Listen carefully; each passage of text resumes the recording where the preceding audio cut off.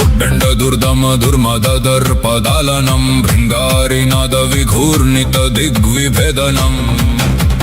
ज्वालावलिप्तवपुर्जटिलं कपीश्वरं वन्दे महाविकटं हनुमन्तमीश्वरम् घर घर घर ध्वनि घोरमहारवोन्मुखं विन्दन्नखैर्नखरैर्दितिज प्रचण्डकं दम्भोलिधारनिभं द्रुतवेगधारिणं वन्दे कपिप्रवरं भयहारिणं विभुम् मड्ड प्रवर्तकं भ्रुकुट्य भंग विकटं भुजदण्डधारिणं लंकापुरदाह कारणं प्रभुं भजामि वायुसुतं प्रबलं दयाकरम् ज्वलज्ज्वलज्वलन्नयनत्रयदीप्तिकं घनाघन प्रचलद्गिरिकन्दरकम्पनं प्रणष्टदुष्टदलनं रणमण्डले स्थितं नमामि रामदूतं रणधीरमव्ययम् कपीन्द्रकुलं करवालदं स्त्रीणं भिन्दद्भयङ्कररवं रिपुदर्पनाशनं संघट्टवज्रनिभघात विपाटनं वन्दे महाबलिनं कपिराजसेवितम् ओङ्कारनादविधूतभयान्धकारकं संघट्टघोरतरताण्डवचेष्टितं धगद्धगद्धगज्ज्वलदग्निसमानकं वन्दे हनुमतमजोहितविक्रमम् रं रं रं रघुनायकदूतवीर्यं खं खं खं खगगामिव वेगवानं लं लं लं लं लङ्कविनाशकारणं भजेऽहमीशं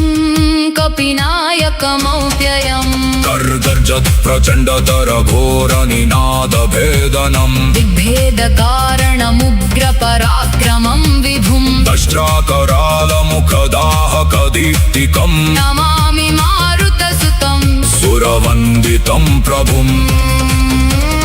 उत्कम्पिताखिलभुवनत्रयमण्डलं निर्घोषघोरनिनदैः प्रलय प्रचण्डकं संहर्तुमेव दुरितं क्षणमात्रवेगवान् वन्दे कपीश्वरमहं प्रबलं महाबलम् मित्राविताखिलसुरारि विभूति विभ्रमं भिन्नद्रुमगिरिशिखर प्रचल प्रचण्डकं वेगेन येन सागरोल्लङ्घितो लीलया मारुतात्मजमहं प्रणमामि सर्वदा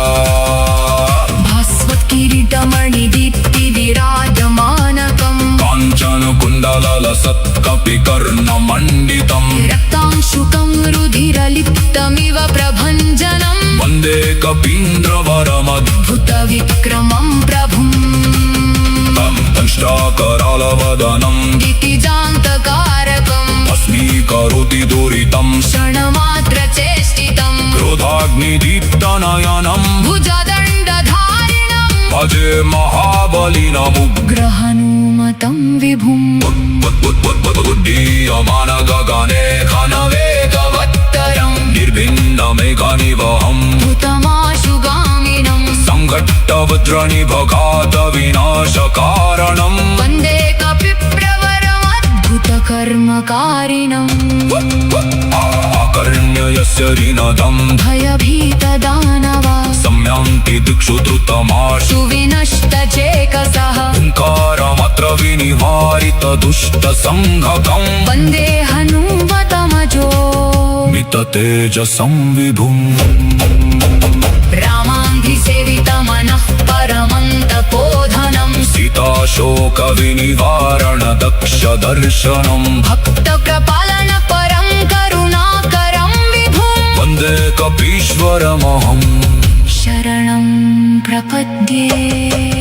पातालं बुद्धिर्विद्रच विजयश्च निरन्तरम् आरोग्यमायुसुखमक्षयमेव लभ्यते रामदूतप्रसादेन सिद्धिर्भवति ध्रुवं मुक्तिं च मुक्तिं च